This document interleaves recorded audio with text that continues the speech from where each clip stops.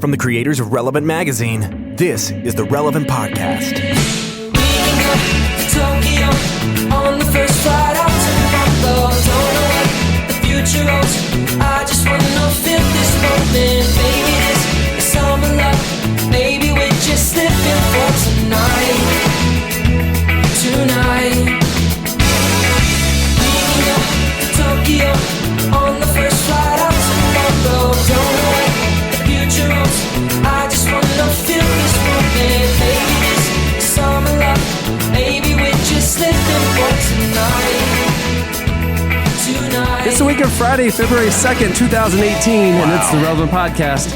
I'm your host, Cameron Strang. I powered through that one. February. First of all. February, it trips me up like brewery. Rural, what is it? Rural Like I said, I'm your host, Cameron Strang. Here with me in our Orlando studios, Eddie Big Cat Kaufholz. Oh, yes. Amen. Over there on the ones and twos, our illustrious producer, my brother, Chandler Strang. Hello.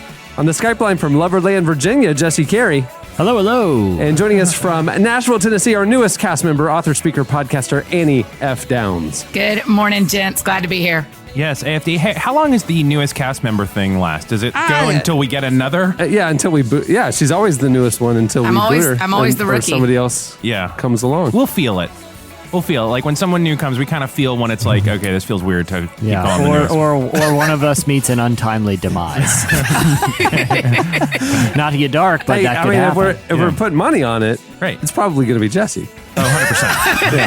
Yeah. I mean, I feel like that's the safe bet. Yeah. You know, I've been working on. For some reason, I picked back up BMXing, which I dabbled in as a 12-year-old, and I've already got some real sketchy ramps in the backyard. So it could be any day now. And I saw this week that Elon Musk, Tesla and SpaceX guy, that his boring company started selling flamethrowers. I immediately thought of Jesse. And now wait till in case you missed it. I'll say that. And I am very interested. I've been researching these projects extensively. And I was thinking, Cameron, I was like, this should be some kind of like Employee of the Year award or something like that. Up the incentives and get a flamethrower involved. Here's may I bring up a conversation starter now? That's the first time I've ever asked that in 5 years of this show. Why didn't I just start? Cards in front of you or something? Yeah. So I'm Annie, ready. I'm ready. Annie, okay, so Annie's now in a new room, and what I'll do is paint a picture for you. So the way we record this, yes. if you guys need a mental picture, this is the theater of the mind. Yes. Eddie and Chandler and I are facing each other in one room. Yes. We have a large TV screen to our side, which has a big head of Jesse and a big head of Annie. Yes. And we can see the rooms that they're recording in. I am still trying to find my perfect setup that has me. Because last week Annie was recording, but we could see the kitchen behind her, and her roommate was kind of shuffling around back there, and it was a whole thing. Making her morning oatmeal, getting ready to go off to her job, just having her morning. So Annie has picked a new location. By the way, I didn't realize how many people don't understand how this whole setup works. Yeah. I met a friend, Adam, who listens to the show. I met him in Canada, and he's a pastor up there. All the questions that he had were about can you see each other? How does it work? Who's like? Didn't realize. Yeah, the internet, you can do videos now. Yeah.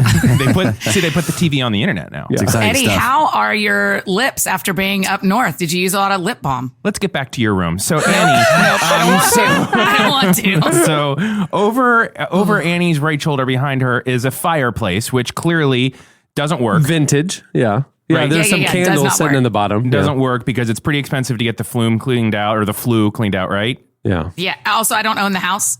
Oh, I and see. there's a woman upstairs from me, and their fireplace doesn't go all the way there. So it would just set her house on fire. Literally. So there's candles in it.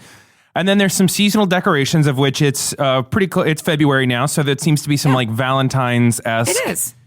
Then okay. Cameron, So it's the red and the pink. And then there's a Lady Antebellum picture. Well, yeah, there's some framed music posters on the mantle. Hat show prints from Mumford & shows Sons, at the Ryman. Lady Antebellum. Lady Antebellum. It's Nashville, so she's got like a metal star with light bulbs on it. All right, everybody, get where you're going. Just get where you're now, going. for the punchline, I present to you Cameron Strang. Cameron, what else is on it? There are 3 about 18-inch to 24-inch tall, about 6-inch thick, deep, hand-carved letters that say very large. I mean, dominating, it's really covering up most of the Lady Antebellum poster. It's this. That's serious. That's absolutely right, and it's the center of the room, and those letters are AFD. So, Annie, you put your own initials pretty much front and center in the room. And you also have somebody who pays rent to room with you. Let's talk about that. No, hold on. I think I know what happened here. Okay. Annie, you don't have to defend yourself. Thank you. Please. Yeah, I'm just going to casually sit here. This is when I stop being called new, is when you start razzing me. I don't think Annie has to defend herself because it's clear what happened. She is a big fan of the franchise America's Funniest Home Videos, which, as you know, in the Tom Bergeron years, rebranded itself as AFV in the viral video era. Yeah. She, to honor her love for the program, ordered AFD. D sounds like V, right? It was a common mistake. Yeah. It was meant to be a tribute to America's Funniest Home Videos. Yep. AFD. She went ahead and hung it. I don't think. I mean, I don't see how you guys are missing. It's pretty obvious what happened. She's just trying to say she's America's Funniest Downs. Yeah. Which is not true, because you know that my dad came in second in a comedy competition. Oh. Well, Funniest that just accountants of the So now Southeast. this is a thing of you trying to posture against funniest Dad. accountant of the Southeast. Well, we got Funniest to really meet accountant this of the guy. Southeast in 2007. He came in second. He has it. He has papers. He likes to say that a lot, that when he talks about funny stuff, he has the papers. So either, you're right. I am America's Funniest Downs. I'm trying to be funnier than my own father. So it's either Jesse's theory or raging narcissist. We've got two theories going. What does your roommate think about living in Yeah. the AFD house? Yeah, you've branded your own dining room or living room. She can't avoid it. It's in the middle of your living space. Don't forget where you're at. You're in AFD country. Yeah, don't forget who calls the shots. I just want everyone to realize I'm just letting y'all keep doing this. I'm just letting it continue. I think they're really beautiful, for starters, because they're books. Y'all left that part out. They're books. Oh, so I they're get not it, 'cause just you're a best-selling author. carvings. And that's my job, right? So originally they were in my office. Mm-hmm. We had to clean and rearrange my office, and they ended up on the mantle. It's a way less exciting, but also people put their initials. People like women. Eddie, listen, there's no way there's not a bunch of K's all over your house. Yeah, but it represents the whole family, not one specific member of the Why family. you gotta bring? Why can't a think single there is. person have her initials in a place? Cameron. I don't know. I don't think it has anything to do with being single. Yeah, you know what would have been Well, he's funnier? saying families do it. What would have been funny is if you just had a big F up there because of the whole F thing. We should get our initials done, and mine would just all be made out of like printed out emails and microphones. Annie, I'm gonna rescue you from this razzing. I just had a funny interaction. You know, I tried not to multitask. I tried to be pretty locked in, but we're we're having a little change to the schedule thing involving podcasts today, and I'm using an inter-office communication system right now with someone in the office who I'll remain nameless. But I said, let's do this. Let's make the time here. Just call an audible on it. And she was like, okay, I'm emailing the people now. We're getting up with the publicist. We're getting the time. Why do we need to call audible? Oh, no. No, I said inaudible. And she said, why do we need to call them? And I said, that is a football term for changing the play at line of scrimmage. But, see, I'm razzing someone else right now. To deflect from you, Annie. Annie, I have one other question about your living space. I'm sure you do. Yes. Again, we see the lovely strand of Valentine's decoration There's felted balls. felted balls, a strand of felted Valentine's balls on your fireplace. Why over your left shoulder on the shelf, above head level, do you have a very ornate nativity set still up? I don't. Yes, Oh my you gosh, do. no one's ever going to marry me now, Cameron. You're really ruining my chances. No, Look, listen. It is. I think it's just helpful for them to all know what they're getting into. Yeah, that's We're what I'm walking saying. into a house of curiosities Yeah. and oddities and insanities. You marry Annie F. Downs, you're going to get a big old AFD on your mantle. That's all I'm saying. And she's No. not We'll changing trade the D. out the D. We'll trade out the D. No, We'll order you something won't. else. AFD-R or whatever it is. Listen, what they are over my shoulder is when I go to foreign countries, I just get a Mary and a Joseph and a Jesus. And so it's from So it's nativity. Israel So it's- and Those nativity set. Yeah. it's not. It's Israel, Scotland, Ecuador, and that's- Haiti. That's beautiful, but like It's a nativity set Because from if it's the three Scotland of and them, Ecuador. Yeah. It's just the three of them. Y'all just can't see because it's too far away. Is They're Jesus all, an- it's Is different. Jesus a It's- baby? or under an adult, like under 30 in your non-nativities? Yes. Well, then, Nativity. unfortunately, it's a nativity. If he's under 30, if he did not stand up and read from the scroll of Isaiah, But y'all say I have a nativity set out as if there's like sheep and donkeys and I see all a the hut. things, the There's a shepherds. hut. There's a little manger structure next to it. Yeah. It's And attached. There's a little I MIDI. can't win here. There's a little MIDI that's playing "O Little Town of Bethlehem" over and over. Hey, we have a great show in store for you today. Coming up later. is terrible. It was if you keeping your finger on the pulse of culture. Yes. It was the Grammys last week. Yeah. And a big night for some of our friends. Hillsong Worship ended up winning the Grammy. And Yeah. What was the song that they won for? I knew it immediately, but I forget the name. Yep, of it what right a beautiful name. That song has 100 million YouTube views. 100 million. There you go. So they're going to be joining us later. Also coming up later, author and pastor Brian Zahnd is joining us. So you got your Hillsong, you got your Brian Zahnd. We got the full spectrum. We really got to button up show. and try to watch ourselves today. Yeah. So we bring in the worship, bring in the theology, and then we have Jesse. That's what we've got. Yeah, which is heretical and profane, and also a lot of stuff edited out. So yeah, we got the full spectrum today. Thanks, Hillsong. Congratulations on your first Grammy. to mark the milestone. It's Hillsong's first Grammy nomination and their first win. Isn't that crazy? It kind of is, because they've been there's been going back way before even Darlene Check. Yeah, the Shout current to age of the Hillsong. Lord and, I mean, who's going to be Sean. Darlene Check back in the day? I was about to hop in with you on that high third harmony. That was beautiful. You have a really pretty voice. The Lord let us sing. Ooh. That was an anthem. That was an anthem back in the day. That was That's exactly even right. Even if you weren't it wasn't, you didn't have the impulse to raise your hands. Maybe you weren't really comfortable with that. When never. that chorus hits, shout to every hand goes up. It doesn't matter if you were, a Southern Baptist who doesn't do that. It was good you know? because the Baptists could get down with that. It was a psalm, Yeah. shout to the Lord. Right, which I'm down with. Yeah, because you're not adding any of that charismatic flavor to Yeah, it. we get but it. It was a transitional, it was a gateway drug Right. toward for the Baptists to be able to do kind of the uppity songs, the up songs. Yeah, but still they're singing the Bible. That's right. Yeah. You don't. Well, you're the not a other hand thing is raiser, are you? Baptists, Yeah, yeah. they like Oh, shouting. you are? Oh, I'm a hand raiser. Oh man, I've Yeah. never lifted my hands above my pockets. It's an act of Really, surrender. Eddie, you're not a hand raiser. Not at all. For I'm me, very, honestly, very, very it is conservative. it is an act of surrender. It's like I have so much of my life that I control. In my worship experience, it is important for me to have a posture of humility and So surrender. you are palms up kind of hand raiser? I can do a palms up, but I'm more of a one hand fully extended, kind of doing the above the head wave. That's new church. I'm more of a flag guy myself. I just Go, Jesse, go. or I do. I shouldn't be making fun of, but I do a lot of victory laps, full sprints around the auditorium. Oh, yeah. The flags waving proud.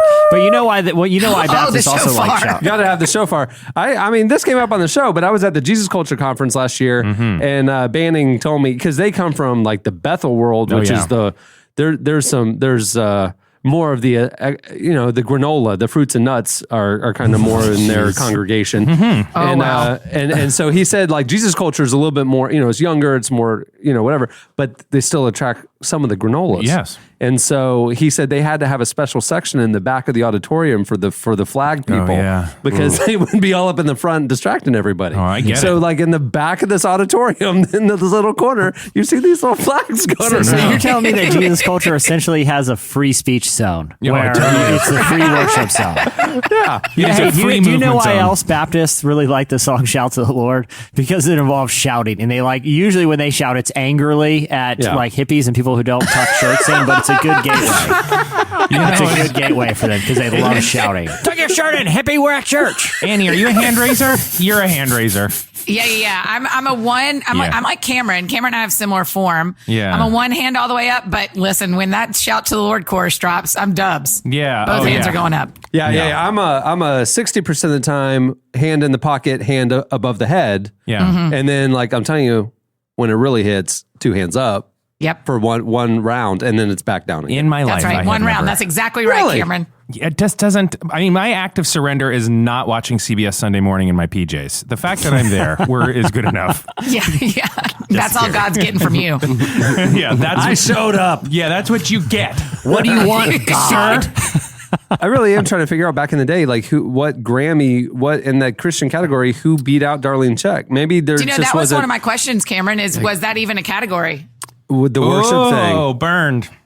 So what category did they win, Jesse? It was probably just that chanting. Christian music, or was it like specifically worship? I think it was best contemporary Christian song. Okay, so this is an interesting pivot because now I don't think they have like a worship category. Has overtaken, Christian pop music Christian and music. contemporary Christian music Right. as representative of the genre. That's interesting. That is interesting. It's a big shift. Do they have categories for other religions? Because there must be like all number of recordings that are bought by different religious. Yes, I think there's like a new agey kind of one. Interesting. Yanni takes it every year. The best live at the Acropolis. I'm telling you. That's the only time I'll raise my hands. One of my favorite stories or moments on this podcast, it was back, we've been doing this 2005, almost 13 years, 12 and a half years now. 12 and a half years. And if you remember back about, 7-8 years ago, we had John Tesh on the show.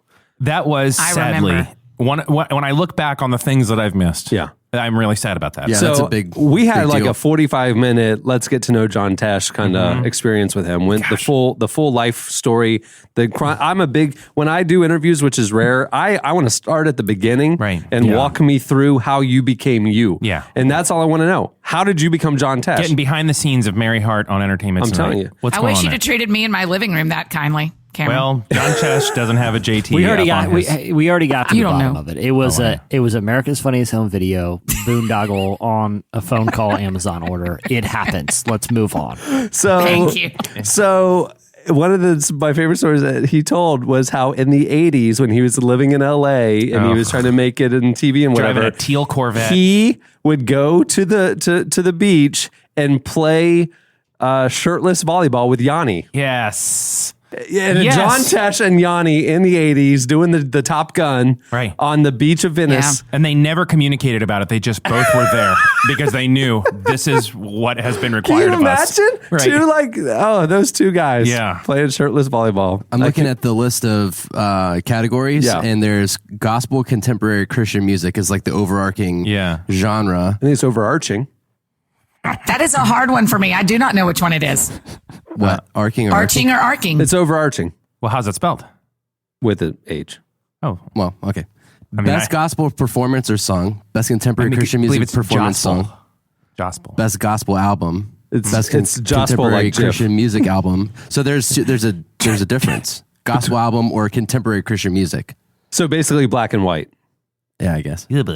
I mean, But there are no other religious categories. really? Interesting. That seems messed up. There's a lot of categories that have been eliminated. Yeah, no, I think Eddie, I come to the contrarian because I think it's a good move because I don't think there should be like best Christian hip hop album. I think those hip hop albums should just be. No, he best was saying, hip-hop. I'm how saying, come like, there's not like There's Jewish no and- other religions. And there's like a it's lot Christian of people in and that's America it. that are like Jewish and Muslim and all kinds of Right. different. And I'm sure that there are really popular artists within each of those. There was a category called an inspirational performance. Yeah. but Okay, that was, so that'd be that your was Yanni's. discontinued. Yeah. That was discontinued in 1986. But I don't know if they have their own like 86, yeah. subgenre. I'm sure there are very popular Jewish and Muslim artists, but I don't know that they have like subgenres. Yeah. All right, we're moving the show along. It's time for our look back at what happened this week in culture and entertainment. It's time for In case you missed it. Hey, in case you missed it, Christian hip hop artist and former Toby Mac band member Byron Mr. Talkbox was a part of 6 Grammy-nominated songs or albums. So the artist and producer was involved in nominations in 6 categories, including Best Reggae Album, Best R&B Album, Best Rap Sung Performance for Kendrick Lamar's Loyalty, Record of the Year for Bruno Mars, Album of the Year for releases from Bruno Mars and Kendrick, and yes, Best Contemporary Christian Music Album for Mercy Me's Lifer. This guy That is like has the done weirdest- Kendrick and Mercy Me in the Yeah. same year. Dude, Collaboration. props to It's this so cat, crazy. man. Seriously. So on Instagram, he wrote, "What an incredible year I've had representing the talk box in mainstream music in a major way. Wow, to God be all glory. What an incredible year I've had," he said about himself. That's great. Good for you, listen, man. Listen, if there's any time it's appropriate to congratulate yourself, there's 2 scenarios. One, if you're LeBron James and you preemptively congratulate your younger self for scoring 30,000 points, which he did on Instagram. Or if you're nominated in every category from best reggae to best rap to best album to best CCM, come on, man. That Yeah. deserves Serious. that deserves some props to yourself. Good job, Yeah. Mr. Talkbox. That's true. I agree. In case you missed it, Kendrick Lamar opened the Grammys this week with a stunning performance featuring appearances by U2 and, of course, Dave Chappelle. Okay. What? U2. Yeah, I know. U2 and Sting. Yeah, it's weird. Cool. Sting and Shaggy. Yeah. Right. What happened to the Grammys this year? There were like clearly some highlights like Kendrick and our friends that are coming up. But like generally, it seemed a little messed up, didn't it? Yeah, it did. I guess I'm not the only one thinking this. Yeah, it was like weird artists that were like not really super current. It felt token. Like it was just like, what is this? Like, what is this trying to represent? It's not what's going on right now in music. Yeah. It's not. But isn't that the story of the Grammys this year in general? I mean, aside from Kendrick, I mean. They Hillsong Worship. They had one female artist like win in a major category. Lorde was the only artist who was nominated for Album of the Year that didn't get invited to perform solo. She just happened to be the only woman nominated in that category. I feel like being completely out of touch is in line with the major criticism of the Grammys. Like they just, Bruno Mars winning Best Album. I mean, come on. Bruno Mars sweeping. I mean, it wasn't that he won Best Album, it's that he won every category he was in. Yeah. Yeah, it's crazy. It is. Well, anyway, the performance, which featured verses from several of the artist's most recent songs, immediately started trending on Twitter. Here's a clip. First grace for every welcome that is sought. Bring your life, I live a better life. I'm rolling separate dice. Rumble, young man, rumble.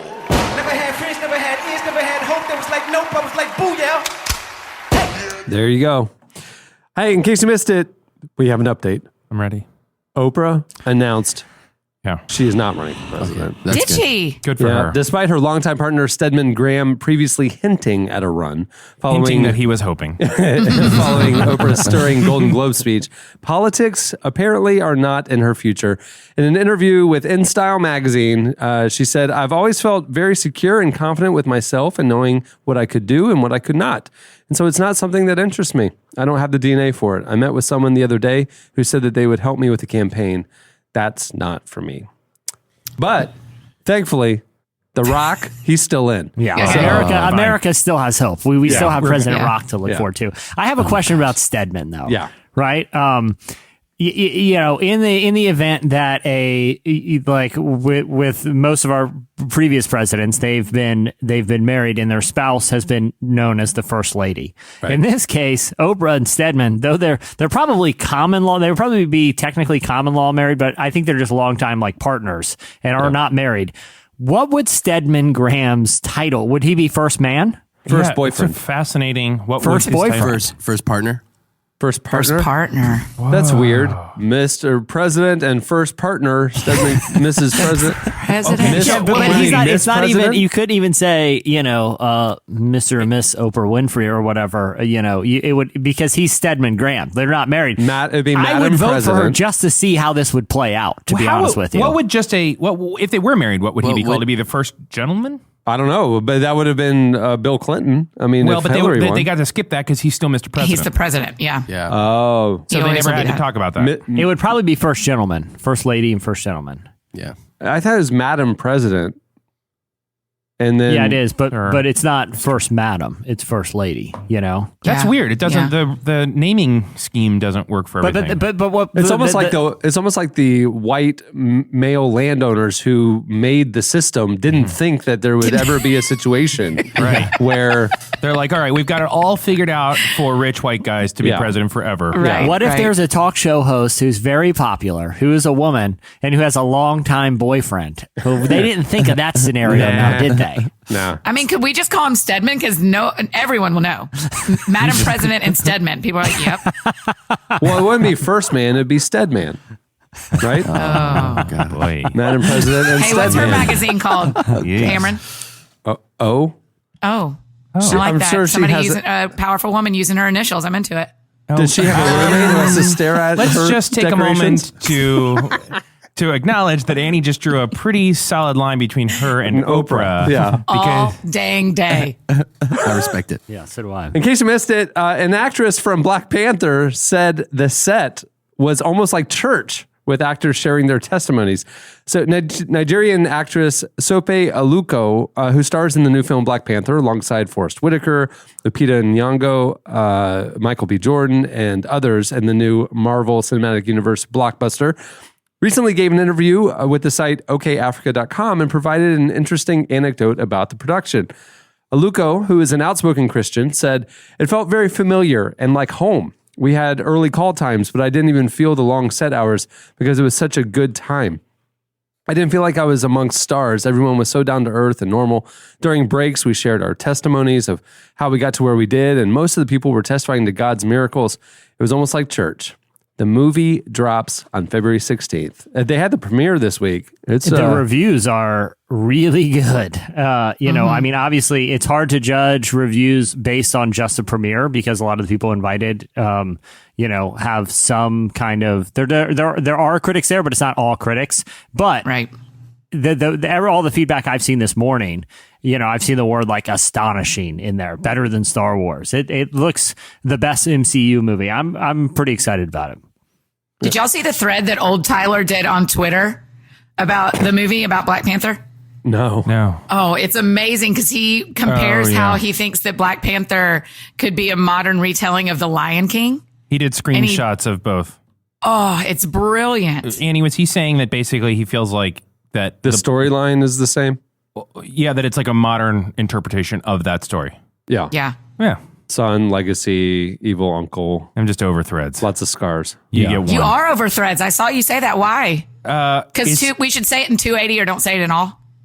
Or close to 280. It feels like it's just too much reading. It's a whole. There's a reason why you could just do a blog. Just do a blog. Link to your blog post. Hop on a Tumblr. Yeah, I mean, it's like just type what you got to type and then send the link to Twitter. All of a sudden, we got 98 tweets about whatever. It's like Eddie is I say slowly, but I think rapidly turning into a grumpy old man. Yeah, I can't read more than 3 tweets in a row. I don't have time for this. What I think is interesting about these threads is like watching the reactions to the different ones. It's like if I was to write an article and I wanted to know sentence by sentence what you thought of that sentence. Yes, that's right. Tell me, do you like this sentence? Do you like this sentence? Do you like this sentence? Because you can see like 287 on this one, and then the next one's like 211, 812, 100. Like, oh, this sentence really connected. This sentence not so much. I mean, like, what in the world? Just write a blog. The other thing too is they're just with everything that's happening. I think I just have fatigue over the influx of people feeling as though we have to hear their 5 paragraphs on this really important issue. Because it's like, okay, we got it. It's just enough is enough. But I don't know. I know that I'm wrong and I know I'm curmudgeonly on that. But it is just Eddie, you understand you are saying this into a microphone on a podcast where you just spent a lot of time giving your personal take on 5 different culture stories. You know what I mean? That's kind of the era that we're in, that people can have a platform to express ideas. But I don't expect people are listening because of my hot takes. I think they just like it when I make my little jokes. I expect a full thread on your thoughts on Annie's living room on Twitter now this week. I could get. I have a very in-depth Tom Bergeron versus Bob Saget thread. I think that is it. Versus Alfonso Ramirez. How do you say his last name? He's the new Close host. enough. It's Carlton. It's Carlton. Carlton. It's Alfonso Rivera, isn't it? Thank you. Sorry. Yeah. I think it's Rivera. Arnold Ramirez. I said Alfonso. Hey, and lastly, in case you missed it, this week, I mentioned it earlier, Elon Musk is selling super dangerous flamethrowers for some reason. The billionaire inventor and entrepreneur is known for his technical innovations that seek to revolutionize how people travel, like his electric car company Tesla, to his futuristic rocket company SpaceX. But his latest endeavor, the Boring Company, has a different goal: to sell super expensive and very dangerous toys, apparently. On Saturday night, he unveiled a $500 flamethrower, saying on Twitter, "Obviously, a flamethrower is a super terrible idea. Definitely don't buy one unless you like fun." He actually, did you see he did other tweets talking about like, no, despite what you're saying, I am not creating a zombie apocalypse and then cornering the market on flamethrowers and stuff. And he went into this whole explanation. I thought it was a joke because I saw that sort of stuff on like. I saw that first, and he was like, where would you even make? You'd have to do millions of zombies, and where would I even get a warehouse that big? Right. And all There's something to he's him. like he like plays into the jokes that people make about him on Twitter. So like, Jesse, do you love him? I feel like he would be like, I do your love him. sensei. Like, I feel like if I had billions of dollars, he would be at least to some degree be doing the stuff like I would want to do. For sure. And the other thing too is like I love that the fact that like whenever someone releases something like one. You know, if they're any kind of like consumer level flamethrower, everyone wants to do the same thing with it. They want to aim it at their friends and see how close they can get it to them without burning them up, right? 100%. Like that's what you do with the flamethrower. That's move 1A. Yeah, that obviously. But the thing is, like, if you were to go to the hardware store and buy something comparable, if they even sell it, like some kind of cool blowtorch thing, it would say all over it, do not point at people. You know, like, do not aim it at people, do not point at people, never do this. And even on this, like, he could have been selling a flamethrower that looks like a space gun, which it does, but he could have, like, labeled it like a campfire starter or something. And it's like, wink, wink. It's like when you go to the flea market and you're not allowed to sell Ninja Stars, and they have them labeled as paperweights, right? Or same thing with Pogs. Right. Like I can't bring, when I was in elementary school, I couldn't bring a Ninja Star to school for obvious reasons. But hey, this is just a Pog slammer that looks like one with sharp edges. Like, but he just leaned into it. His promo video was him chasing the cameraman with a flamethrower going. Like he does not care, and I appreciate that about him. Here's the thing about Elon Musk. Yeah. 1 of 15. I think that like thread. But truly, I think that like I just can't. As long as he continues to do the real stuff that feels like it's changing the world, like we may actually go to space in our lifetime. Well, I mean, they're launching the Falcon Heavy here in a couple weeks. Yeah, we may actually like change how cars are like made in America because like of this solar guy. energy and all that stuff. Yeah, so he can just do all the other silly stuff. It's when that stuff starts stopping that I'm like, okay, this guy's why? right. But why? Someone Because else. then I feel like he just turns into banana. He's like what's bananas. funny to me is that he's got SpaceX and he has Tesla, and I visited SpaceX out in LA. It was incredible. But what's interesting now is that that wasn't enough. He started the Boring Company to just kind of like explore his random ideas. Like the Boring Company is the one that he's trying to do that underground network, the tunnels connecting the cities and stuff like that. Yeah. The Hyperloop stuff. That's the Boring. And then flamethrowers. You know, it's just like it's just his like grab bag. Yeah, he's like I think he's just like a cheeky little boy that just like is like he's Tony Stark. Right. With flamethrowers. And he has I was going to say, you know what? He's Tony Stark melded with Phil Dunphy. That's Elon Musk. So he's Jesse Carey. With billions of dollars. Right, with billions of dollars. A very wealthy Jesse. Yeah, there you go. All right, well, that'll do it for In Case You Missed It. Stay tuned. Up next, Slices. Waiting on the light of day, yearning in the strangest way, I played the part you gave to me. We pull apart so patiently, and it starts. I watch you turn into the dark to not get hurt. You're listening to Oh Pep. The song is Half-Life. At the beginning of the podcast, you heard Joan with Tokyo. They sound like Lainey. Well, this week's show is brought to you in part by Movement Watches. I love Movement Watches. I love them. It not only looks good, it's still chugging along. It is strange good quality. It is the watch that I call out most on other people that I didn't know was a Movement watch. Yeah. But like my friend Chris, I'm like, hey, nice watch. Always Movement. Movement was started by a couple of college dropouts that wanted to start their own watch company, and it's crazy how fast it's grown. Yeah. They've sold almost 2 million watches in over 160 countries now, and they continue to revolutionize fashion in the belief that style shouldn't break the bank. If you thought gift giving was all over after Christmas, hey, Valentine's Day is coming, and Movement now has women's bracelets, high-quality sunglasses, obviously the watches. They have a whole line of stuff. It's amazing. Great style, great quality, great price points. Whether you're shopping for him or her, you can find everything that they have in Movement's limited edition gift box. It's all curated by Movement's in-house stylists with their trendiest pieces that your special someone will love. Yeah, and I'll say this too: if you are giving it to a special someone who happens to be very reckless like me, that is known to wildly flail their arms and wrists, and it happens to bang into walls, they will last. I've done it numerous times while wearing a Movement. That is actually sometimes I'm just in a blind rage, just waving my arms wildly. Sometimes the chorus of "Shout to the Lord" hits. And my arms go wild and I hit something. The Movement watch can take a beating and still not get scratched and look good. It's a quality product. Yep. Jesse, I'm imagining you have like Gumby arms that are just very long and slap into things a lot. Sometimes when I'm like watching sports, you ever see those like inflatable guys at the car wash or whatever that just kind of like go up and down? That's me at like a basketball game. And I've accidentally backhanded Cameron in the face numerous times wearing a Movement watch.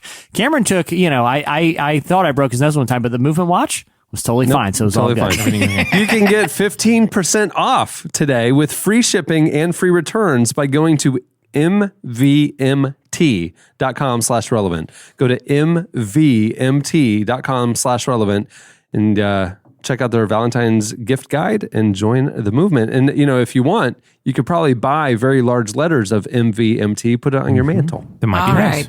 Yeah. Might be beautiful. Made out of watches. There you go. All right, Cypher Slices. What do you have, Jesse? All right. Well, I know we're already deep into it, but I'm going to give one slice and just an update about something that I saw online. That's not technically a slice. I love when you do this, Jesse. Cameron, did you see someone that lived our dream this week at a Pelicans game? Oh. My word. You don't know how many people sent me this video, went viral. I mean, I got on Instagram, I got on Twitter, people emailed it to me. At a New Orleans Pelicans game, prior to the game starting, somebody was filming a guy who had courtside seats wore, because in the team shop, you can buy authentic NBA apparel. Yeah. He bought the warm-up pants and the warm-up jacket that the players wear. Right. He wore it. This guy, normal height guy, probably rocking about 240 pounds on a 5'11 frame. Right. You know what I'm saying? Right. He looked like a journeyman guard at the end of his career. You know what I mean? At the very end of his career. You know what I'm saying? So he's there. What's the backup guard for the Warriors that played at Carolina? Has been in the league forever. It's about that level. It's like an old Byron Davis era. Byron Davis or Raymond Felton. Raymond Felton. Yeah, Raymond Felton. That's what I was thinking. He could have passed for one of those type of guys. So this dude, he's just a fan, kind of chunky like a Raymond Felton. I have a backstory on him, but you said do the setup. He's got courtside seats, and somebody's filming him. He gets out there while the players are warming up, shooting baskets, stuff like that, and he starts doing these like exaggerated stretching things, like jumping, hopping. Is he on the court? On the court, like on the edge of the court, but like on the court, and then eases more into the court. And he's doing like jumping up and down, like jumping jack, and he's like flailing his knees, and he's just kind of loosening up. And then one of the ball boys, he kind of calls for it. One of the ball boys just throws him the ball. He takes a shot, and he's going. And then like somebody's filming it. It goes viral. Obviously, a security guard comes out like, you don't look like one of the players, and told him to sit down and kind of gave him a finger wag and yelled at him. But sit down in your seat, sir, sort of a thing. Yeah. And this is y'all's dream, Jesse and Cameron. This is your dream to do this? It's the dream. Well, and it's totally doable, but I will say this. After doing some more research on this, Cameron, I found out he sort of had an inside connection. He was in town. His name is Tony Perkins. He's a comedian. And Boogie Cousins, who is a star of the team, he was throwing like a comedy night and as for some fundraiser, and this guy was in town for that. So he probably knew DeMarcus Cousins, but here's the interesting thing is DeMarcus Cousins, I'm not even sure if he was present because he just went down with a horrific Achilles tear. Yeah. So it's not like he had an inside man on the court, No. It was still a courageous move. And it should be noted, it wasn't it wasn't like one of DeMarcus Cousins' teammates that threw him the ball so that he could do his wild jump shot from the corner. It was a ball boy who was tricked. Yeah. If you trick a ball boy, someone who's out there every game, he probably thinks, oh, this is some G League guy that they brought up. I'm telling you, so people were sending this to me. I mean, one of my buddies who's gotten a bunch of games with me, he's like, listen, you're about the height of DJ Augustine, one of our short point guards. He's like, you could. No problem. I think you could get out there for about 20 seconds before you. And the funny thing is, I'm actually friends with all the security guards on my end of the court. They all know me. They give me fist bumps before the game. So I wouldn't go out there without them noticing, but they might give me a little bit of a pass for about 20 seconds. You know what I'm saying? Yeah, they could. But other people, Jesse, were telling me that our original dream is still better, where I actually wear a suit and bring that basketball clipboard and sidle up during a timeout. You could do that. The key there is it's a slow play. So like every time out, the first one you just kind of stand up in your seat. The next one you kind of walk back and forth a little. And over the course of the game, you're closer and closer to by the end, you're drawing up the last minute play on your clipboard. I want to say also, like, the problem with that is like, a lot about basketball. So it would be like, okay, this guy's not supposed to be here, but darn it if he didn't make a good point. Cameron, the other problem is, what if you're really good at it and then you have to start doing it every game and you always have to wear a suit? That's not what you're signing up for. Cameron, I'm going to call after the show today, because I just found out his identity this morning. Otherwise, I would have tried to make it happen earlier. But I'm gonna do what I can to reach out to Tony Perkins. I'm going to see if we can get him on the pod next week and give you some tips, because he had this well thought out. I think he will probably do it.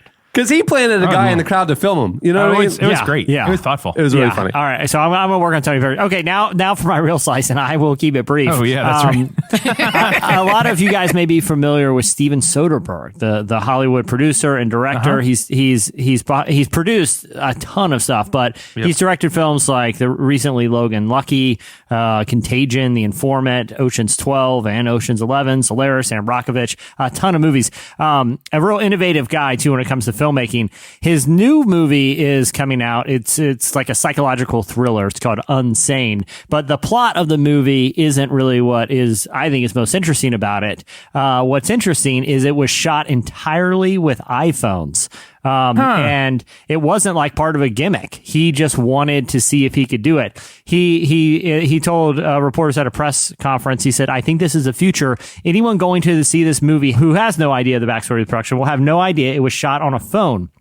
That's not even part of the conceit. People forget this is 4K capture. I've seen it 40 foot tall and it looks like velvet. This is a game changer to me." So this is a Hollywood filmmaker who has all the resources in the world, that the movie isn't about like iPhones or like, it's not like a Black Mirror type of thing about technology. He just wanted to see if he could do it, shoot a feature film, with like, actual actors and sets and productions on iPhones. And he did it. It's feature length. And I watched the trailer, and you can kind of tell that it's not a traditional film, but I wouldn't know that it's iPhone. But I think like if you're like a young filmmaker who doesn't have the resources for like a Red Cam or something, that should be pretty inspiring. What's it called? Yeah, seriously. It's called Unsane.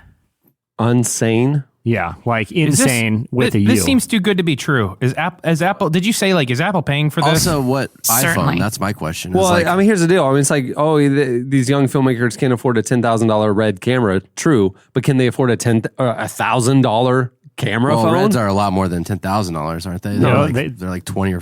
I mean, you can soup them up. But with like the lenses and everything, I mean, you could get into like six figures with that kind of stuff, But yeah, I mean, they might not be able to afford an iPhone, but they might. I mean, a lot of people, a lot of kids, a lot of high schoolers and college age people who might be interested in a career in filmmaking, I feel like could be able to save $1,000. I'm watching the trailer, and I agree with you. There are certain shots that you actually can't tell that it's shot on a phone, and there are certain shots that you definitely can. Yeah. You can tell it's not traditional film, but I wouldn't suspect that's an iPhone. A phone, yeah, you're right. Right, you would just go, they're doing some new technology that I don't know. And I'm sure he's treating it in post-production, but still, just the production itself, the barrier to entry on that is lowered. Also, did they have like a Steadicam and like all this other gear? Oh, yeah. There's definitely jibs and Steadicams. I mean, because he's walking down hallways with it and stuff. True.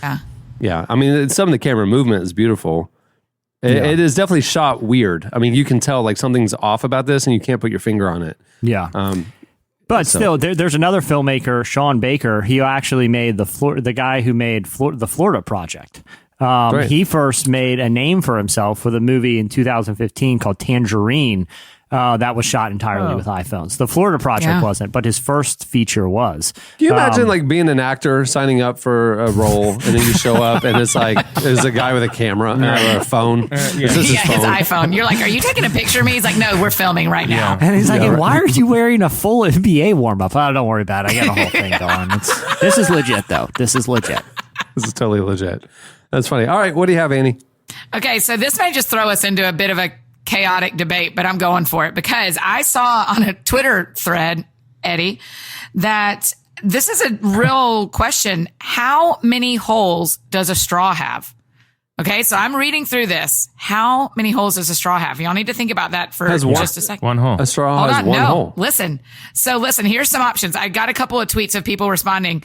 A guy named Gene Goldstein said, if you poke a hole in the middle and blow water into it, you would be blowing water into one hole and it would be coming out of two holes. Thus, there are two holes originally. Okay, so there's a two-holer theory. Hang on. Here's Malin. She says straws have one hole because would you say a donut has two holes? No. A straw is just a long plastic donut. It's not long enough. Let me say this. I went pretty deep down because this was a Twitter event on Sunday, yes. right? I think it started as like a discussion on... And it was Jesse's anniversary, so he had to have something to do. Yeah, I had to have something to do. And it was, I think it started on Part of My Take, a podcast where they're having a debate, but it became like a Twitter event. Annie, I read some pretty convincing takes. Okay, so you've gone down this rabbit hole as well. Well, yes, I was giving you a two hole and a one hole, and then I have a third one, and then I want to hear y'all's thoughts. Okay. Here's the third one from Jacob Stancliffe.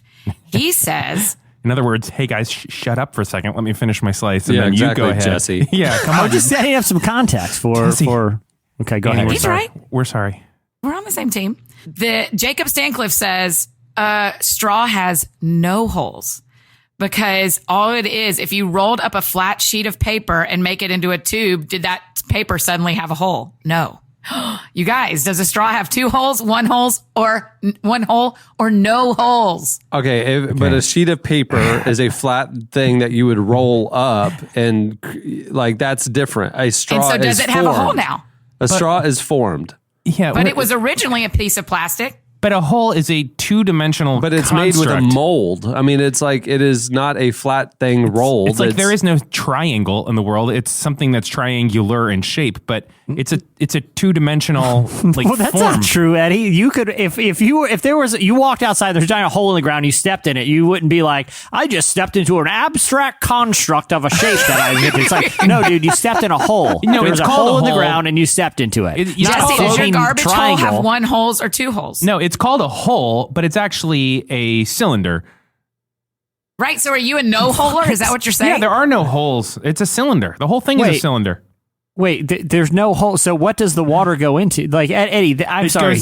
Into Andy, I respect cylinder. your take that it could be either one or two, but Eddie's take that holes don't even exist is no. He's saying it's an unfounded open cylinder. It's just a cylinder. It's not a hole. It's not a solid object that a hole was punched into. And that cylinder, if you cut a two-dimensional plane across it, it would be a circle. But a circle does not exist in the dimensional world. Only spheres exist. Oh boy! What? Of course they exist. What is a hula hoop? Only spheres and cylinders. That is a very thin cylinder, because it has measurement. So what is your answer then, Eddie? If the question is how many holes does a straw have, do you say none? There are no but Eddie, holes. a hole isn't a shape. You understand that, right? There isn't like, there's circle, triangle, diamond, hexagon, and hole. A hole is like a definable thing. It's not an abstract concept that exists in math. There are actual holes in the world. Yes. Jesse has a garbage hole, remember? There are holes in this world. I mean, obviously, let me interject. I little inside baseball, a little behind the scenes. I've been making eyeballs with the producer. We've been trying to call Science Mike. He's your brother. He's your brother. Y'all been doing that for years. Like, he has a job other than just being my brother. And we were trying to say, like, we got to get Science Mike on. Science Mike to solve this. Yeah. Science Mike, not available. No. Right. So we have to solve it ourselves. Can I throw a thought experiment out there that's really going to blow up this whole thing? Everything you thought you knew about the straw hole argument is about to go out the window right now. Imagine two straws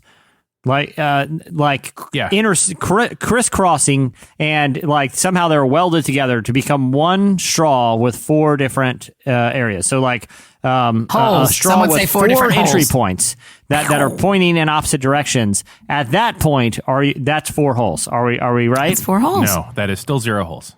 That is 2 cylinders. Eddie, you're already okay. That is 2 cylinders Eddie's intersecting. is disqualified because this makes no sense. That holes do not exist in the world. I gotta tell you, I'm on a whole different plane of thought, and Twitter is going to definitely prove me right this week. There is no hole in the physical universe.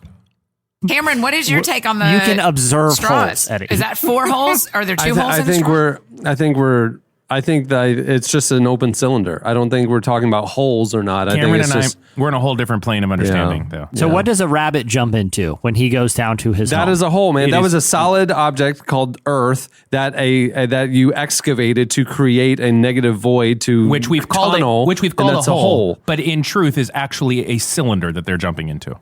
No, it is a hole. It is a rabbit hole. No one disputes this, Eddie. Like, okay, what about a traffic tunnel? Like if you're driving down the road and you near me, they have bridge tunnels, right? Yes. Like it's a road that goes under the water. Yeah, we and all know you what it drive is. through a giant hole. Is that not a Jesse, hole? I'm on Eddie? your team until I've never one time said I'll call y'all back when I get out of this tunnel hole. Yeah, no, it's not. That's not a hole. Yeah, I think cylinder. I think what you're talking about is I think the terminology of saying the ends of a straw are the holes. You know, like is there one hole on one? Is it one long hole or is there 2 hole openings, sort of a thing? Right. But it is a cylinder. It is a tunnel. It is not a solid object that has a hole in it. The thing is, people are confusing. They're using hole to either describe a cylinder, right, which is actually this conversation, or a hole to describe a circle. You're getting fixated on the shape of the hole, I feel like. Holes can be shape. It's a hole. That's true because those zany straws that are square and star shaped and those what does it being cylinder have to do anything, Eddie? That's what I'm confused by. I'm very perplexed by that. Like if a hole is just like a random odd shape. Somebody asked me this weekend what this show is about, and I tried to say it's really formative and amazing. Then it goes way off the rails. Then it comes back. This is that moment. I don't know how to answer. I don't think I've ever been more infuriated in the course of recurring. No way, man. I'm hearing Eddie dispute the idea that holes even exist. Like you're saying there should be no word hole because holes aren't real. This is back to the great pork ham debate of 2015. I just think we got to agree to disagree on this. But no one says holes aren't real. No one. Eddie, I've never heard someone say. You're acting like holes don't exist, and that's impossible. Holes as they are. See, the problem is hole can mean cylinder or it can mean circle. People are talking about... It doesn't have anything to do with that. It could be a square shape. I could dig in the ground a tiny square. And it goes very deep. Right. And if you were to drop something in there, you would have said, I dropped it down the hole. The shape of the interior of the top of the hole has nothing to do with it, Eddie. I honestly feel like we're talking different languages right here. And I'm trying not to get frustrated. It's an audible thread. Who cares? Oh, Jesse, I despise you. Oh, I love you so much at the same time. It's hard to know how to love you. Sometimes it is. I feel like you're gaslighting us right now, Eddie. Yes. No, I really am not. I believe it thoroughly, but I also know that I have absolutely. Someone just taught me what gaslighting is. I've never heard it. It's what Eddie's doing to us right now. For sure, it is. It's like when you walk in a room and the lights are on, and then you turn the lights off, and the people in the room say, "I thought the lights were on." You say, "No, they weren't." It's when you make other people think they're crazy, Eddie. We need science, man. All right, what do you have, Eddie? Well, I am going to just wrap this up with. Just a little story that I saw, and it just made me feel very good about the world and about this young woman named Jade Hemeister. I'm not sure. Anyhow, Jade, who is, I believe, 16 years old, gave a TED Talk. And in this TED Talk, she talked about her adventure to the North Pole, and my phone just died. So she talked about her adventure to the North Pole. And it was just like this inspiring talk, and it was amazing because she was so young, and yay, good for her. Well, in the comments, apparently a very popular comment for really unkind trolls to make to women is something about them making a sandwich. Is that a popular, go make me a sandwich? Yeah, get back in the kitchen sort of thing. Okay. Yeah. So someone says that to her, and apparently she doesn't respond, and it got a lot of likes, and it became kind of one of the more popular trollish comments on this video that she did about basically doing an incredible accomplishment, making it up to the North Pole. So last week on Instagram, she posts a picture of herself. She is holding a sandwich, and she says, "I made you a sandwich. Now ski 37 days and 600 kilometers to the South Pole, and you can eat it." What she did not say is not only did she do that, but she did that while dragging a 220-pound sled behind her. Great I comeback. would say of all of the troll comebacks of all time, this girl wins it. So I was very proud of her and wanted to give verbal high fives to her. Yay. How do you all deal with trolls? With people who say unkind things trying to bait you into something? Do you just ignore it altogether? You just keep making your point that a hole is a cylinder, and you just keep hammering away at that, hoping that they stop. Annie, what's your strategy when you encounter a troll online? I usually ignore. That's kind of my go-to because it's just not fun. You know me, I'm looking for fun, and playing back and forth with a troll who's not happy with me for when they don't even really know me isn't really enjoyable. Yeah, I got my strategy from you via Bob Goff, who just said like, oh, just block. Just delete it. Just get rid of all of it. I just totally extricate that from my life. Yeah, Bob told me that a long time ago. Yeah. He was like, He just said block it. Yeah. How do you deal with critics? He said, oh, you just delete and block. Yeah. He's like, I don't need that. That's not real. Yeah. I don't mind people disagree. I thought he would be like Mr. Empathy, like, oh, I'll try to talk to them and understand why they're so upset. Nope. He just deletes and blocks. Yeah. I'm like, well, if Bob Goff does it, then by golly. People having a respectful dialogue and disagreeing, though, is not trolling. I'm okay with pushback, especially if it's thoughtful. But when they start saying words like, you should have done this, I'm like, okay, well, we're getting there.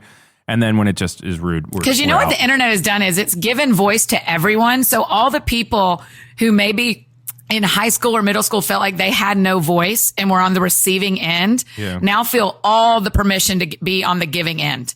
Right now they have a voice, and now they can talk directly to people who otherwise would never pay attention to them. And so they say whatever they want. And so and it's anonymous. And it's anonymous, right? Because we don't really know who they are. Right. So, yeah, it's not face to face. Yeah. Right. If you guys made some of the complaints towards me that the people on the internet did, I would listen, because I'm like, these are actually my real people who have a real conversation to have with me about a character flaw or my work or whatever. I'll listen to people who have my phone number. I'm probably not going to listen to people who just know my Twitter handle when they're being trolly.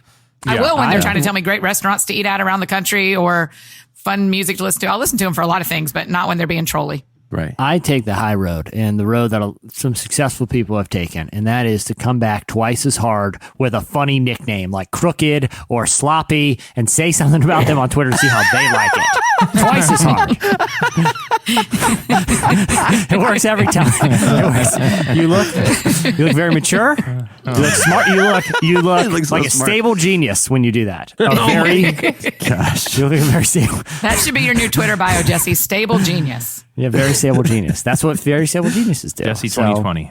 That's how you deal with trolls. Okay. All right, that'll do it for Slices. Stay tuned. Up next, Brooke Fraser joins us.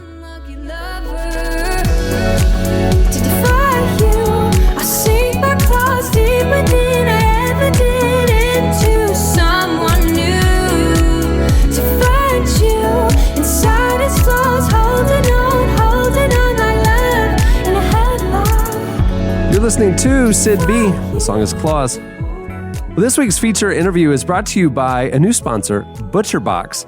ButcherBox delivers healthy, 100% grass-fed and grass-finished beef, free-range organic chicken, and heritage breed pork directly to your door. The incredible quality of ButcherBox meats starts with the commitment of raising animals humanely and free of antibiotics and hormones. Each box comes with at least 8 to 11 pounds of meat, which is enough for 24 individual-sized meals, or 3 of mine. You can actually choose from 5 different box types: all beef, beef and chicken, beef and pork, the mixed box, and the custom box, which lets you choose your own cuts. We actually just got a shipment of ButcherBox here at the office, and I am taking it home tonight. It's going to be quite the weekend. Yeah. I'm excited about this. One of the things that's cool about ButcherBox is each box includes recipe cards and tips and tricks to create quality meals. And right now they have a special deal for relevant podcast listeners. You can get free bacon and $20 off your first box by going to butcherbox.com/relevant and entering offer code relevant. Again, for free bacon and $20 off your first box, go to butcherbox.com/relevant and enter relevant.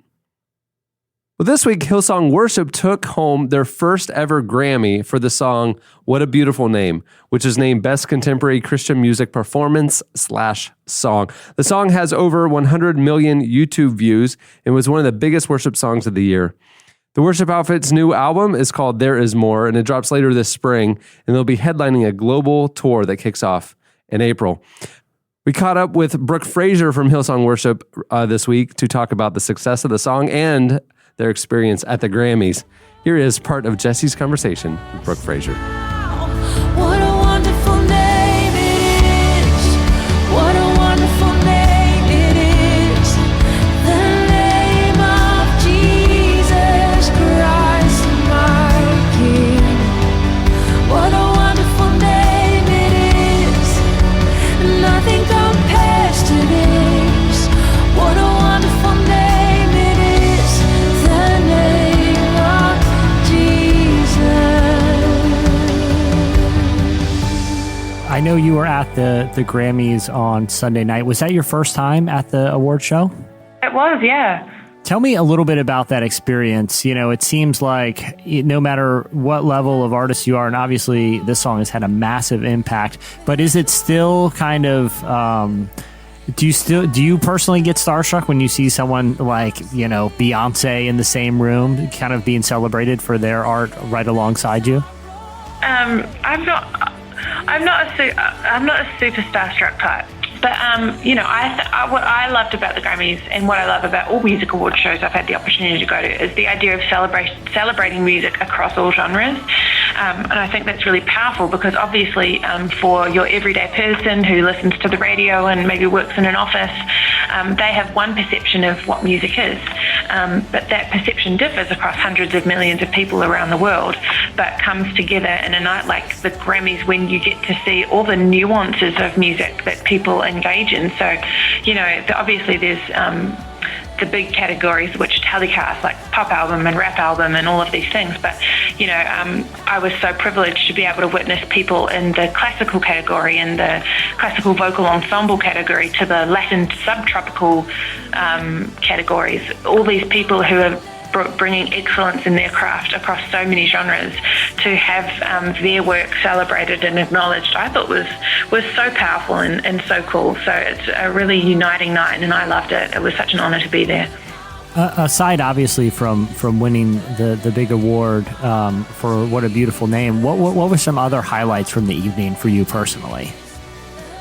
You know, I think it was really, we had some really cool conversations with people who came up to us and shared their own journey with this song from across other genres. So I had one of the drummers who was nominated in the metal category. Oh, nice.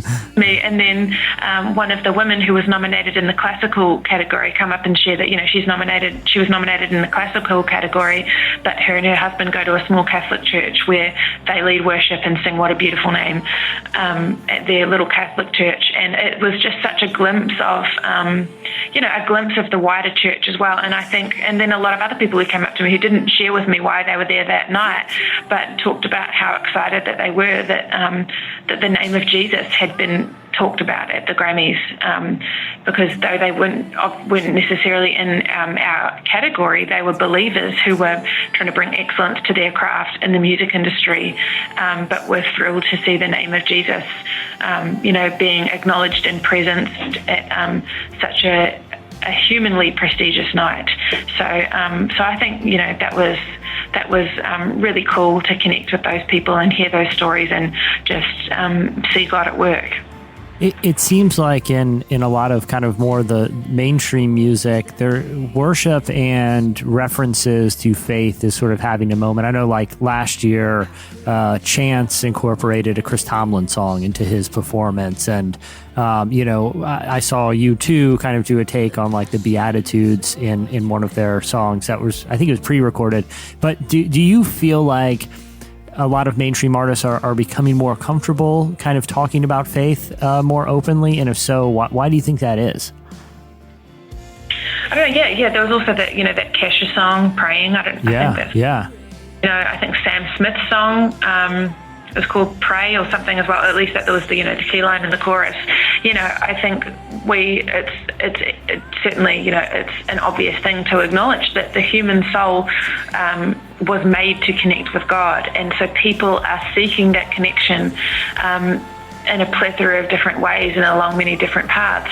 And of course, we as believers can testify to the name of Jesus and the gospel as being how you connect with God. But I think that hunger and that search that is intrinsically within all humans is being expressed in art. I think it always has been, but I think that there are kind of swings and roundabouts in terms of culturally how art acknowledges or denies that search. And so I think what we're seeing is not necessarily something new. It's just a swing and a roundabout in the wheel of human history that has always sought to acknowledge the human search for God.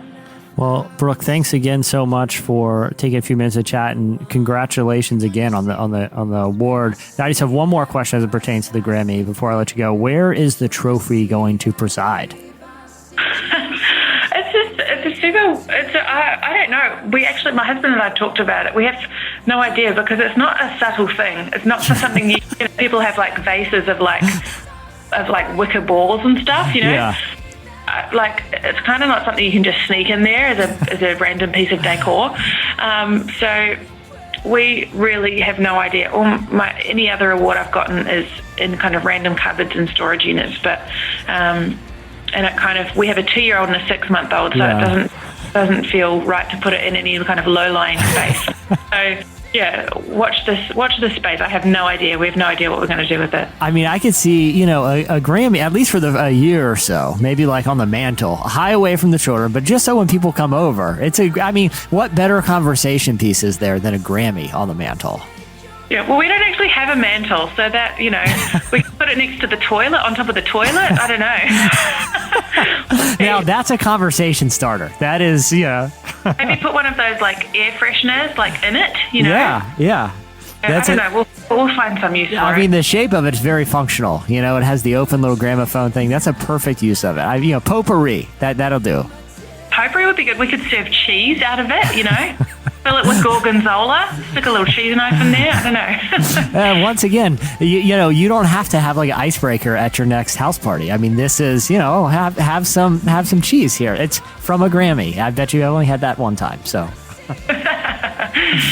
well, Brooke, thanks again and congrats. And it's always good chatting. And can't wait to hear the new album.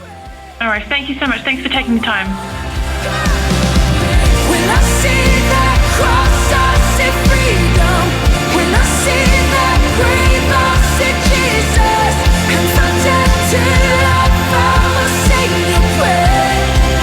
In the wonder of your grace, how my soul will sing your praise. In the wonder of your grace, how my soul. That was Brooke Fraser from Hillsong Worship. Make sure to keep an eye out for their upcoming album, There Is More, dropping later this spring.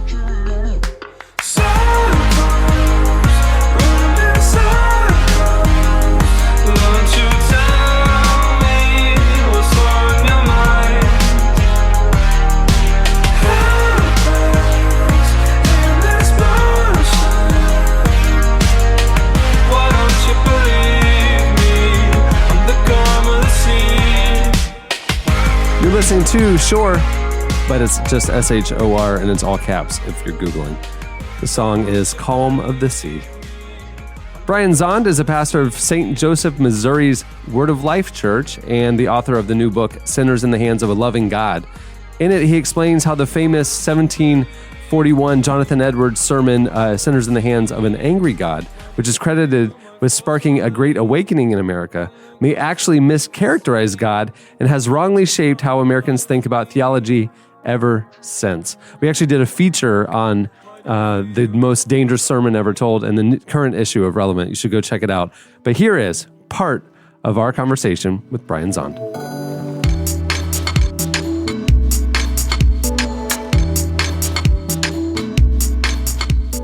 Early on in the book, you call the sermon, the Jonathan Edwards sermon, Sinners in the Hands of an Angry God, an American greatest hit. Just for people who aren't familiar with their American Christian history, can you explain a little bit about what its impact on early American life was? Yeah, this is a Puritan sermon. And I don't think there's been any sermon in the history of America that has more shaped our collective religious imagination than Sinners in the Hands of an Angry God. America, because of how it came about, has a Puritan soul. Atheists are Puritans in America, by which I mean the God they don't believe in is the Puritan God.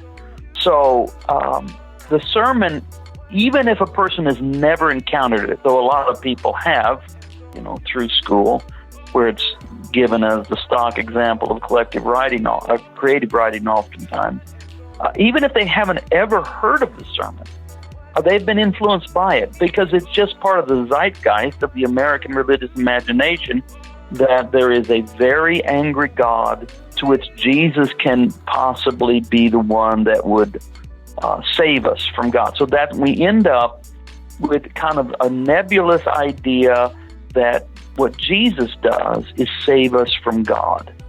And that may, in fact, impel people, those that are persuaded by such an argument. It may motivate them to believe in Jesus, but it comes at a price.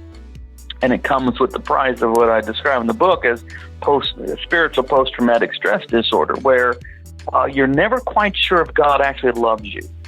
You understand that some sort of legal agreement, a quid pro quo, has been worked out between God and Jesus that involves we sinners, but does God really love us? Early in the book, too, you mentioned that, you had your own kind of handmade copy of this sermon, and you personally revered it. Like, I feel like a lot of people, like I was telling you earlier, my Bible teacher revered it. Explain to our readers a little bit about what led you to question the basic premise of it, which is that God is angry at humanity and almost delights in the opportunity to punish it.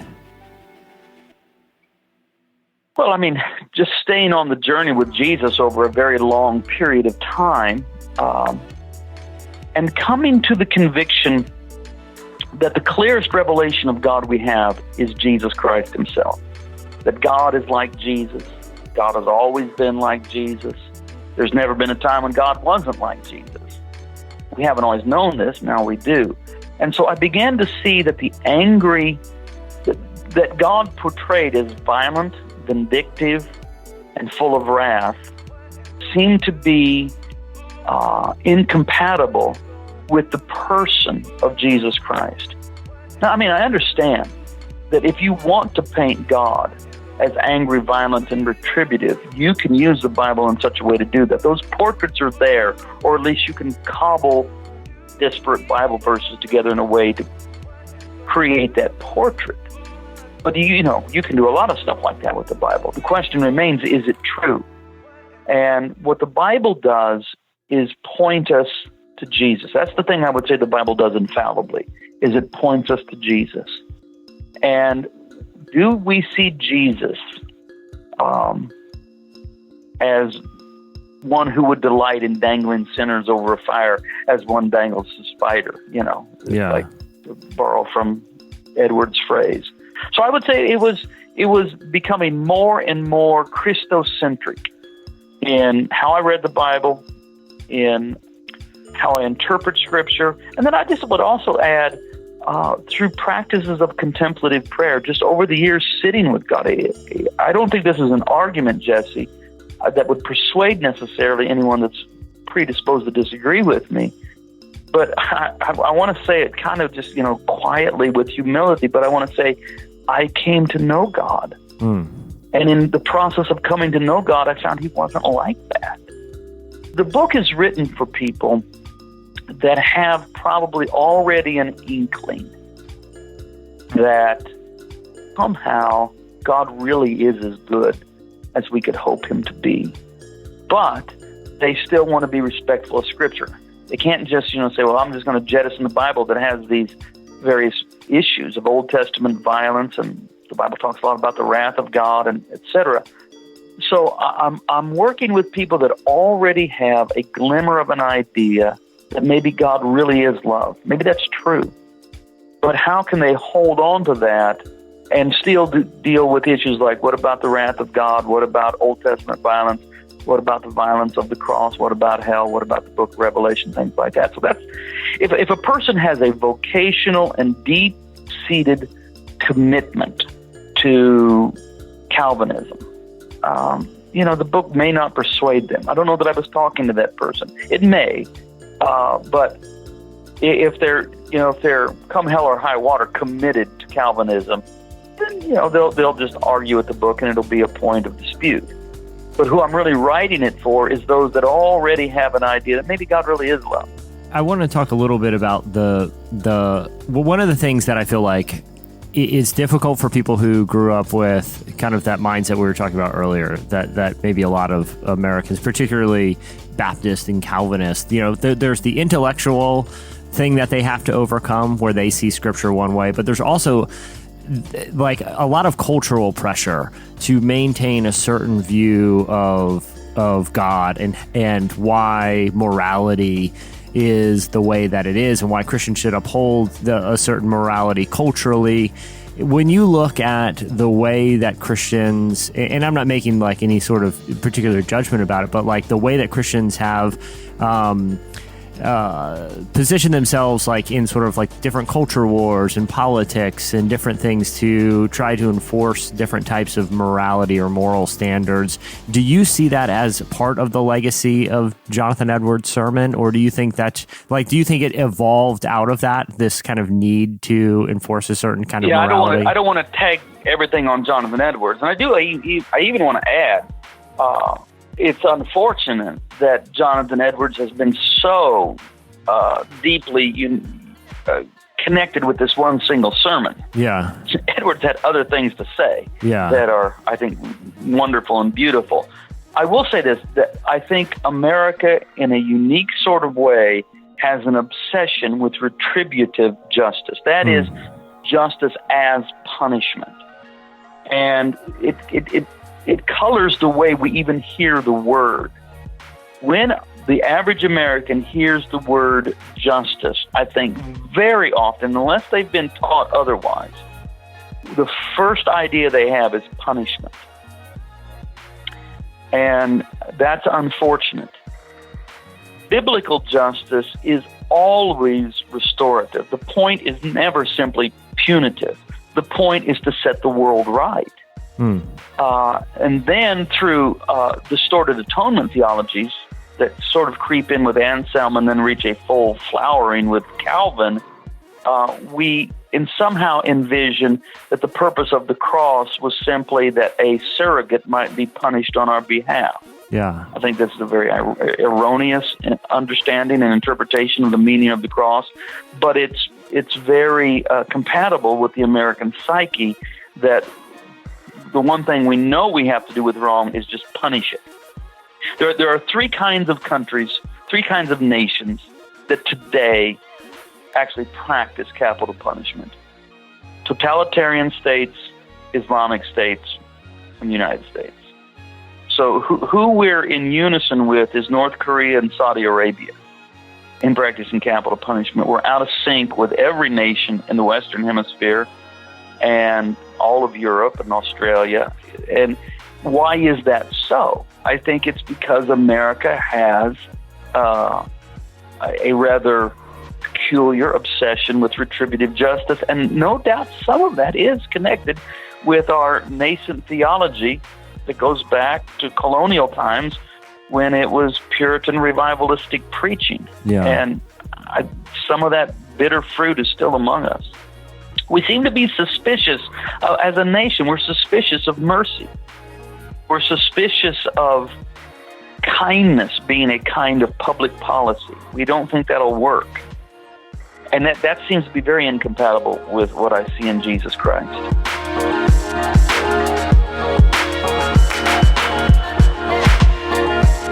That was Brian Zahnd. Make sure to check out his new book, Sinners in the Hands of a Loving God, and read more in the new issue of Relevant.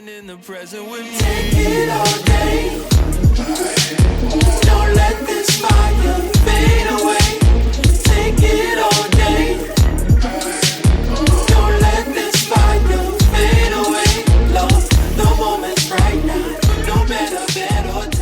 happens daily. Kickstart every day with Daily Power, 365 days of fuel for your soul.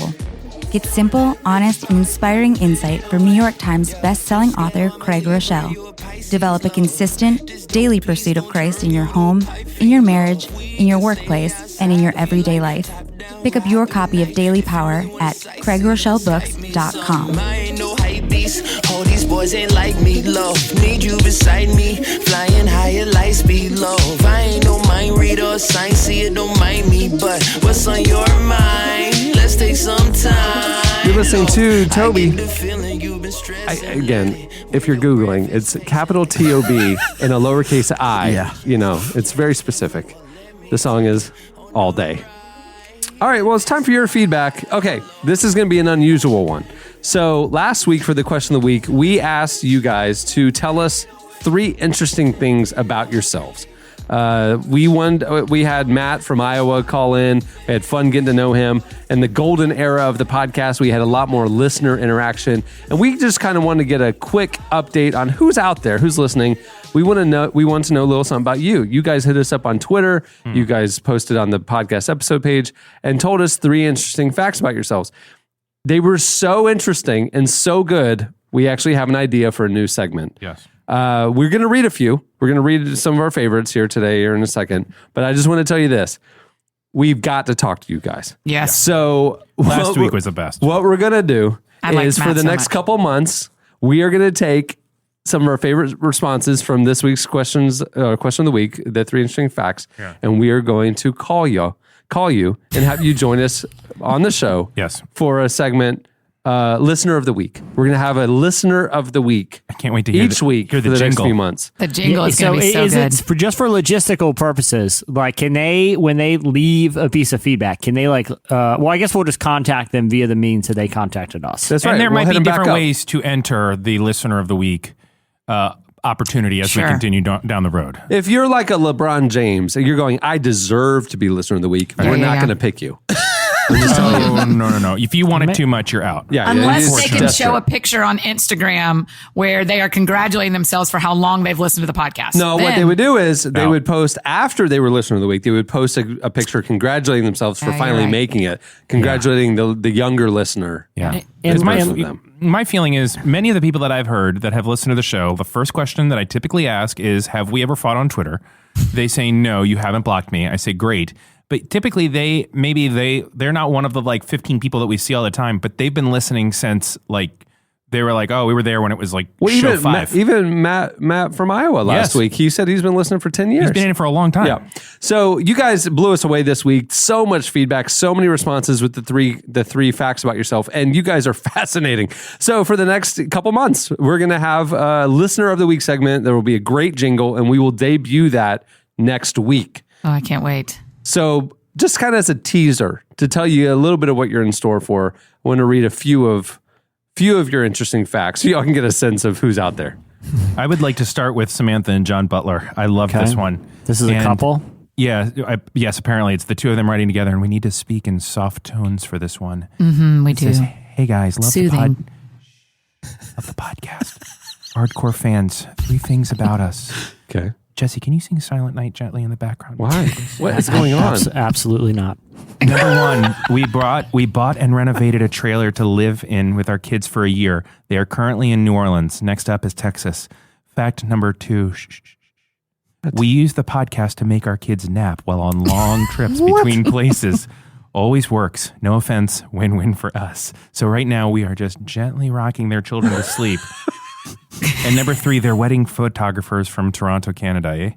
So that's not interesting at all. Well, I mean, you got to read all 3. I feel like they know the 2 ones that are moderately interesting and be like, hey, look, the photographer's got to be from somewhere. It's not Montreal. It's like, oh, a wedding photographer from Montreal is the 3rd most interesting thing about you. And I'm sorry, you guys live a very boring life despite dedicating yourselves to traveling around in a trailer. Samantha and John's kids, wake up. It's time to get some interesting facts. Up you go. Up and at 'em.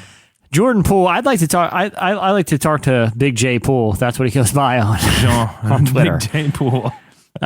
He has a couple. He gave 3, but only 2 I'm really interested in talking to him about. He also had a wedding photographer from Montreal. Weird. No. He was detained by police for riding a bike on the interstate. I want to know not only what the police said, but what are some of the details of riding the bikes on the interstate? I've always wondered if you could do it. I'm interested in Big J Poole's take on that. Yeah. Also, he's a noodler. He catches catfish by hand. I went down a noodling rabbit hole one time, Eddie, and this is going to blow your mind, this activity. Rabbit sphere, but it involves sticking your fist into a hole in the bottom of a lake until a catfish bites the end of it and you pull it out, Eddie. A hole. So I'm going to talk to Big J Poole about noodling, but also what it's like, his take on holes. Amanda Covell said, her 3 facts. I've been a flower girl 17 times. Whoa. Flower girl. Whoa. I do not work at a pet store, but I've had a hamster thrown at me in a professional work setting. Whoa. Number 3, I once got a rash in a brothel on a Baptist mission trip. Oh, boy. She had to throw the Baptist mission trip part in there because it would be bad otherwise. Right. Still interested in the story. I love Sean Snyder on Twitter. I'm going to follow your lead, Jesse, and only read the ones I find interesting. So first of all, he said he went on a few dates with a serial killer's daughter. Really? And then he also got free drum lessons in exchange for getting his feet tickled. That's awful. Yeah, that's weird. What? But we need to talk to him. I feel like he answered a Craigslist ad that went real weird, real fast. But kind of need to know the backstory there. Did you already do Cal Bussman's? Sorry. No, go ahead. Cal, I like this. We're only going to read the 2 that we find interesting. I've shot pool with Prince, which is pretty phenomenal. And I'm probably one of your oldest listeners. I've been listening from the beginning. You'll have to ask how old I am. He is... Oh, Cal. No, I remember Cal. Cal is 104.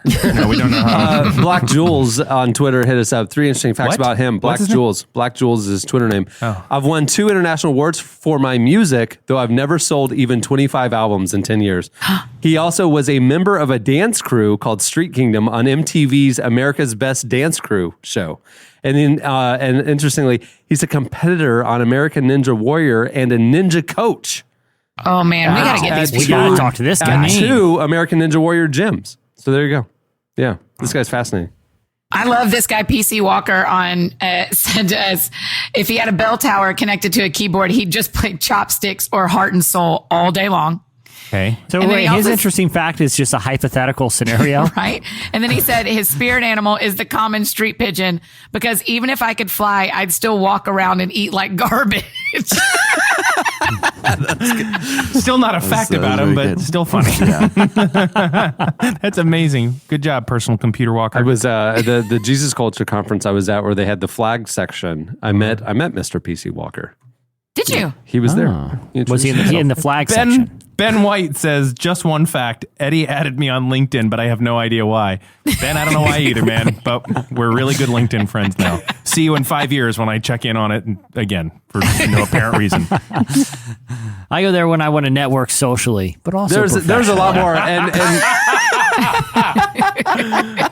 there's a lot more, and we saved some of the really crazy ones for the guest appearances. So tune in next week when we debut with a full jingle and orchestra, I assume. Like it's going to be a whole production. It's going to be a beautiful jingle. Yeah, big jingle. So nice. The Relevant Podcast Listener of the Week segment. Yes. And where we'll call you guys. Okay. Well, that'll do it for the last week's feedback. It's time for this week's editorial question of the week. Hey. So, you got Eddie on one hand eating up every morsel of the Olympic experience, and you got Annie going, just not into it. What we want to know is how to Annie doesn't like America that much. To get the Annies of the world more interested in the Winter Olympics. And I will say the Jessies of the world. I'm really alone in this. So we want to know what you would do to make the Winter Olympics more interesting. Another sport to be added, maybe a change in how it's broadcast, maybe just anything you can come up with to make the Winter Olympics more exciting, more compelling for the Annies and Jessies of the world to get as excited about it as Eddie is. You know what makes me excited? America and patriotism. Because the Annies and the Jessies of the world love sports. We're sports people. Yeah, it's just not, sports that you've never even thought about attempting and that will never try. I feel like they're missing a huge opportunity. Like, go old school with the Winter Olympics. Have an every nation snowball fight or something. Go backyard status on the Winter Olympics. I'd watch that. You're telling me you wouldn't watch that? I'd watch the heck out of that. I don't care if it's on CNBC at 4 a.m. I'm watching the global snowball fight. People who've been training their whole lives for a single snowball fight. Get out of here. That's going to be awesome. It's like it's a Will Ferrell and Elf. Right. And they're moving fast. But if he had like the body of an Adonis. Yes. Like the force of an Adonis. He's been training for this. He's been training exclusively for this. Yeah. Right. That would hurt. I agree. Yeah, I think it would be. It's a great sport. I'd go buy an Elon Musk flamethrower. Yeah. That'd be my surprise defense. And melt them on the way to you. That'd be my surprise defense. Clever. See? Yeah, because that's the other thing with Olympic snowballing. You can do whatever you need to do to not get hit by a snowball. No rules. Yeah, playground rules. Yeah. Snow rules. Which is no rules. Yeah. No rules is the joke. Oh, snow rules. Got it. Hi-yo, dead joke. Florida joke. Yeah. All right, hit us up on Twitter at Relevant Podcast, or you can post your longer, more elaborate ideas on the podcast episode page at relevantmagazine.com. That'll be fun.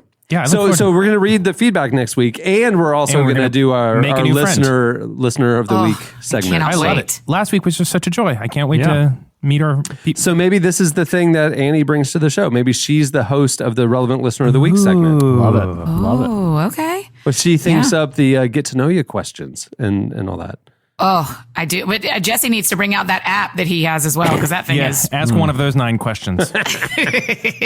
Well, many thanks to this week's sponsors for making the episode possible. Remember, you can get 15% off at Movement Watches with free shipping and free return by going to mvmt.com/relevant. Also, thanks to ButcherBox for free bacon and $20 off your first box. Go to butcherbox.com/relevant and enter relevant. Thanks also to our guests for joining us. Brooke Fraser, you can follow her on Twitter at Brooke Fraser. The What a Beautiful Name EP is out now. Also, thanks to Brian Zahnd. You can check out his new book, Sinners in the Hands of a Loving God, which is available now. Hey, while you're online, head over to relevantmagazine.com and check out the current issue featuring Russell Brand on the cover. You can actually read the entire issue online. If you want to subscribe and get the beautifully tactile print edition mailed to your house every other month, we have a great deal going on right now. I love the print edition of the magazine. Thanks, man. I can do iPad too, I know it, but I love the analog. Yeah, it's like I like the iPad on a plane. That's when grippy. I like to read the iPad version. It's grippy. Yeah, what kind of paper? We don't need to talk about this. It's a coating we do. It's, I love the feel of that paper. Yeah, the nice. That's nice. All right, there you go. Okay, well, on that note, we'll wrap it up. I'm Cameron Strang. I'm Chandler Strang. I'm Eddie Koffoltz. I'm Jesse Carey. I'm proud of my home decor. We'll see you next week. Really should be. Tokyo on the first flight out tomorrow. Don't know what the future holds. I just wanna feel this moment. Baby, this summer love. Maybe we're just living for tonight. Thank you for listening to the Relevant Podcast. If you like what you heard, be sure to leave us a review on iTunes. Check out other shows from the Relevant Podcast Network in the podcast section at relevantmagazine.com. And while you're there, browse exclusive podcast merchandise at our online store. Make sure to subscribe to Relevant Magazine. Info is available at relevantmagazine.com/subscribe. I just wanna feel this moment. Baby, this is summer love. Maybe we're just living for tonight.